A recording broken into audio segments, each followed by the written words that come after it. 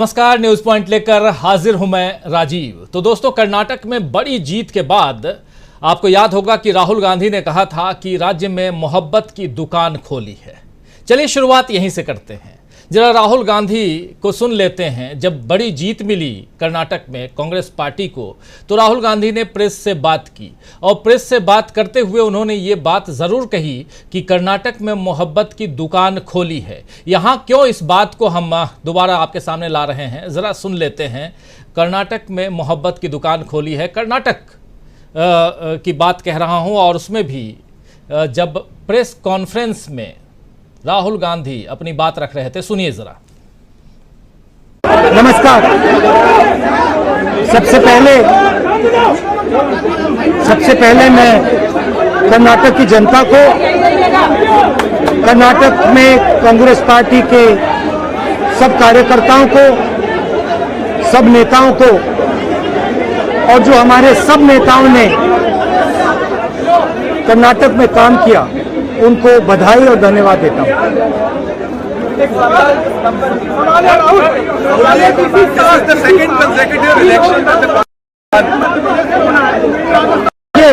देखिए,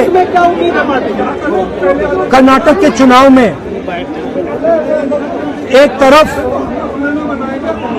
crony capitalist की ताकत थी, दूसरी तरफ गरीब जनता की शक्ति थी और शक्ति ने ताकत को हरा दिया। और यही हर स्टेट में होगा। कांग्रेस पार्टी कर्नाटक में गरीबों के साथ खड़ी हुई, हम गरीबों के मुद्दों पर लड़े। और मुझे सबसे अच्छी बात यह लगी कि हमने नफरत से, गलत शब्दों से यह लड़ाई नहीं लड़ी। हमने मोहब्बत से, प्यार से, दिल खोल के ये लड़ाई लड़ी। और कर्नाटक की जनता ने हमें दिखाया कि ये देश मोहब्बत इस देश को अच्छी लगती है।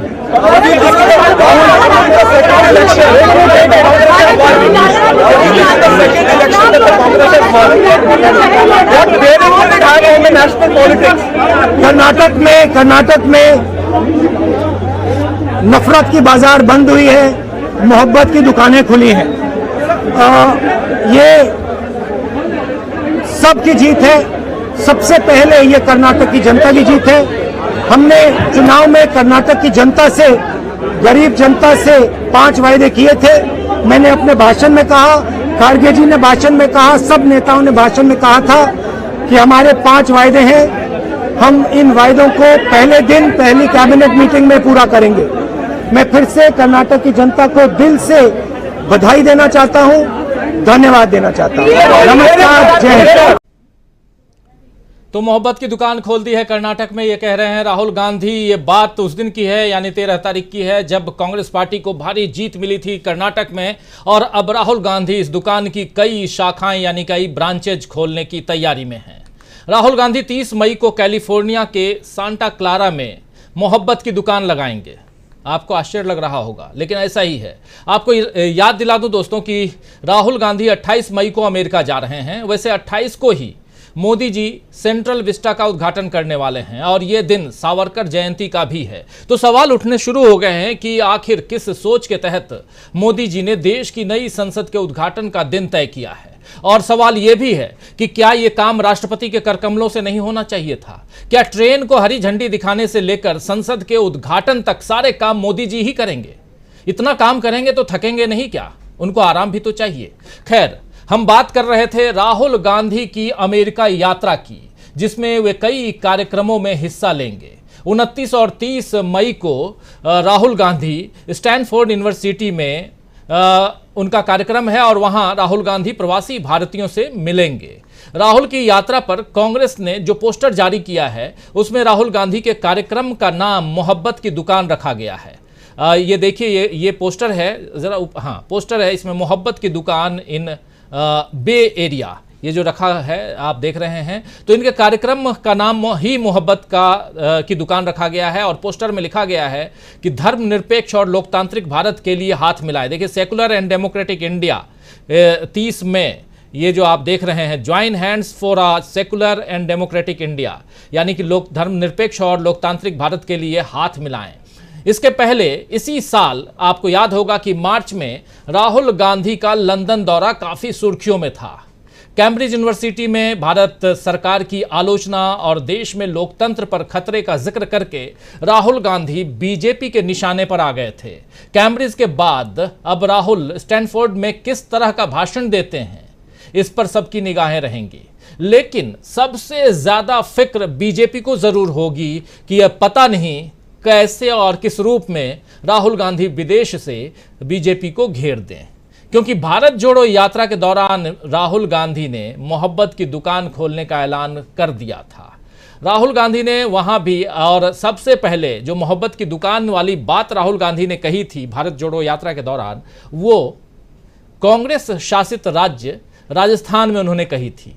आइए जरा रिकॉल करते हैं राहुल गांधी ने कहां से इसकी शुरुआत की। जो कह रहा हूं उसको एक बार सुन लेते हैं, मोहब्बत की दुकान वाली बात, और फिर चर्चा को आगे बढ़ाते हैं। आज मोहब्बत की दुकान की बात इतनी हम क्यों कर रहे हैं ये भी समझेंगे, लेकिन पहले सुनते हैं कि क्या कुछ कह रहे हैं राहुल गांधी। पहली बार मोहब्बत की दुकान के बारे में राहुल गांधी जो कह रहे थे, सुनिए जरा। नफरत के बाजार में मोहब्बत की दुकान खोल रहा हूं।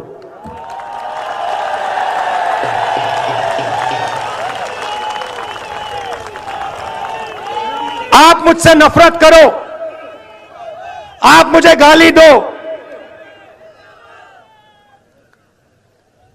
यह आपके दिल की बात है। आपका बाजार नफरत का, मेरी दुकान मोहब्बत की। और मैं सिर्फ अपनी बात नहीं कर रहा हूं, यह मत सोचिए कि यह सिर्फ राहुल गांधी बोल रहा है। ये पूरा का पूरा जो संगठन है जिसने इस देश को आजादी दी, हम कौन होते हैं? महात्मा गांधी जैसे लोग, जवाहरलाल नेहरू, सरदार पटेल, अंबेडकर जी, आजाद, इन सब ने नफरत के बाजार में मोहब्बत की दुकान खोली थी। यही हम करते हैं। तो यह है मेरा जवाब बीजेपी के सब लोगों को। आइए आप भी नफरत के बाजार में मोहब्बत की दुकान खोलना शुरू कीजिए।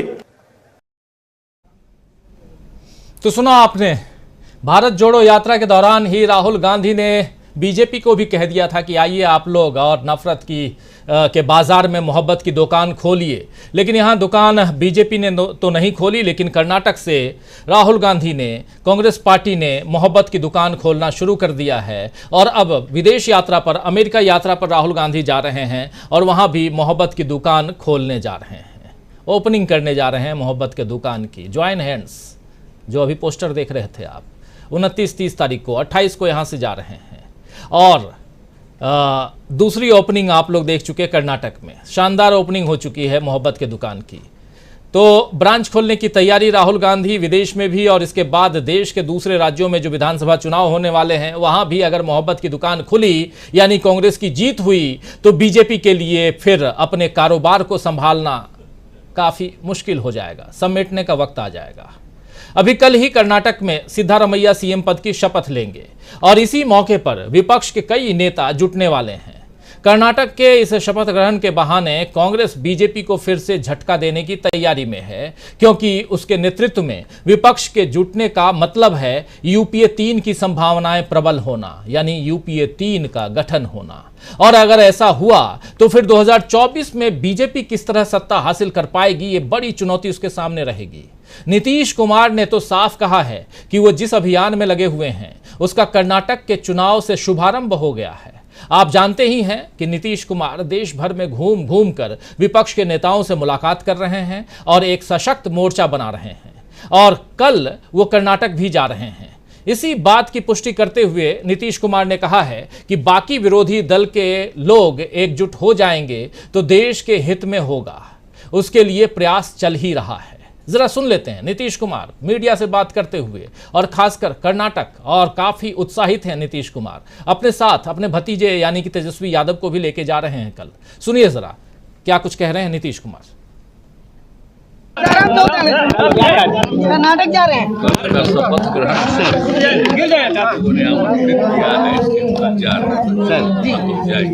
तेजस्वी जी भी रहेंगे साथ में। तेजस्वी भी साथ में रहेंगे। कितना महत्वपूर्ण है? बहुत महत्वपूर्ण है। उनकी जीत कितनी जबरदस्त हुई है, और जो बने हैं मुख्यमंत्री उनका तो हमको पहले से न संपर्क था जी, तो उन्होंने भी कहा, और फिर कांग्रेस पार्टी के राष्ट्रीय अध्यक्ष ने फोन करके कहा आइए, तो हमने कल कहा कि नहीं हम आ जाएंगे, वही हम जा रहे हैं। आपने जिस अभियान का श्री गणेश किया है उसका शुभारंभ मानते हैं? बेहतर हुआ। सबसे पहले जरा वो आएंगे ना, इसके बाद तो हम तो इसी में लगे हुए हैं, और जब वो सब हो जाएगा तब ना आप लोगों को। आप लगातार बोलते रहे कि विपक्ष अगर एकजुट होगा तो परिदृश्य दूसरा होगा, लेकिन कर्नाटक ने तो ये दिखा दिया। एक बार जब वहाँ पर हो गया, और उसी के बाद इसी का ना असर है, तो बाकी सब बैठक विरोधी दल के लोग एकजुट हो जाएंगे तो देश के हित में होगा, तो उसके लिए प्रयास चल ही रहा है। तो कल तो जाएंगे, उसका दौर भी जो। यानी नीतीश साफ साफ कह रहे हैं कि विपक्ष का एकजुट होना देश हित में होगा, क्योंकि विपक्ष एक होगा तभी बीजेपी को हम हरा पाएंगे, और राहुल गांधी इस एकजुटता का चेहरा बन सकते हैं। और इधर राहुल की मोहब्बत की दुकान खुलती रहे तो बीजेपी की परेशानियां बढ़ती रहेंगी। बीजेपी ने अपने तरीके से तो राहुल को घेरने की कई नाकाम कोशिशें पहले की हैं, अब उन पर कानून का जोर दिखाया जा रहा है। मानहानि मामले में सूरत से तो राहुल गांधी को सजा मिल ही चुकी है, और सांसदी भी चली गई, उनका बंगला भी खाली करवा लिया गया। अब झारखंड हाई कोर्ट ने अमित शाह पर टिप्पणी मामले में राहुल गांधी को झटका दिया है। इस मामले में चाईबासा कोर्ट में कार्यवाही पर लगी हुई रोक को हाई कोर्ट ने हटा दी है, झारखंड हाई कोर्ट ने हटा दी है, और राहुल की तरफ से सुनवाई के दौरान जवाब देने के लिए समय भी मांगा गया था, उस समय को भी, इस मांग को भी कोर्ट ने खारिज कर दिया है। उस आग्रह को अदालत ने नहीं माना है। अब आगे इस मामले में राहुल को बरी किया जाता है या कोई और फैसला आता है, ये देखने वाली बात होगी। लेकिन इतना तय है कि राहुल को जितना घेरने की कोशिश बीजेपी करेगी, विपक्ष उतना मजबूत होता जाएगा। कई विपक्षी नेता पहले ही एकजुट होकर 2024 का लोकसभा चुनाव लड़ने के लिए सहमति जतला चुके हैं, और जैसे जैसे बीजेपी की कारगुजारियां सामने आएंगी, विपक्ष के नेता अपनी जमीन मजबूत करने के लिए एक सूत्र में बंधते जाएंगे। कल कर्नाटक में इस गठजोड़ की पहली तस्वीर हम देख सकते हैं। और इस बीच आप हमारे स्क्रीन पर देख रहे होंगे, अभी इस कार्यक्रम के तुरंत बाद आप सैम पित्रोदा, जो राजीव गांधी के कभी कंधे से कंधा मिलाकर चलते थे, इस देश में संचार क्रांति के जनक माने जाते हैं सैम पित्रोदा, अब ओवरसीज कांग्रेस के चेयरमैन हैं और राहुल गांधी के विदेशी सलाहकार हैं। और उनसे आज रात 8:30 बजे इस कार्यक्रम के ठीक बाद प्रशांत टंडन जी हमारे साथी, उनका इंटरव्यू देखेंगे आप। और जब जब राहुल गांधी विदेश में होते हैं, देश में बवाल कैसे होता है, क्यों होता है, क्या अभी जब जा रहे हैं राहुल गांधी तो फिर बवाल होने वाला है देश में, आखिर क्यों ऐसा होता है? बहुत सारे सवालों का जवाब आप सुनेंगे इस इंटरव्यू में। सैम पित्रोदा सीधे हमारे साथ जुड़ेंगे शिकागो से। तो दोस्तों, कार्यक्रम आगे बढ़ाएं, लेकिन एक खबर और, एक झटका और देना चाहता हूं। झटका तो बीजेपी के लोग ही देते हैं, बीजेपी सरकार देती है, मोदी सरकार देती है, तो मोदी सरकार का झटका आप तक पहुंचाना चाहता हूं। अभी अभी थोड़ी देर पहले आरबीआई की खबर आई, एक प्रेस नोट जारी हुआ, हम सब तक पहुंचाया गया। उस प्रेस नोट में है कि अब 2000 के नोट, 2000 रुपए, वही जिसको चिप लगा हुआ कहते थे, और 200 मीटर दूर नीचे भी जमीन के अंदर भी हो तो पता चल जाएगा, ऐसी तमाम घटिया बातें पिट्ठू मीडिया के तमाम एंकरानियां कहा करते थे। उस 2000 रुपए के नोट को अब खत्म किया जा रहा है। आरबीआई अब छापना बंद कर चुका है, और उसके बाद अब ऐसा है कि आप 30 सितंबर तक उसे बदल सकते हैं। 30 सितंबर के बाद, जी हां, इसी साल 30 सितंबर के बाद आप 2000 के नोट को मार्केट में नहीं चला पाएंगे। एक और नोटबंदी, तैयार रहिए, हो जाइए तैयार। 2000 के नोट अगर गड्डी बना के रखे हैं तो फटाफट कल से निकल लीजिए, क्योंकि अब वो 30 सितंबर तक ही है। खैर मनाइए कि आज रात 8:30 बजे के बाद से नहीं है या रात को 12 बजे से के बाद से नहीं है, ऐसा प्रधानमंत्री नहीं कहे, क्योंकि प्रधानमंत्री तो चले गए जापान, तो इसलिए, और जापान जब जाते हैं लोग तो आप समझते हैं, तो जापान चले गए हैं। लेकिन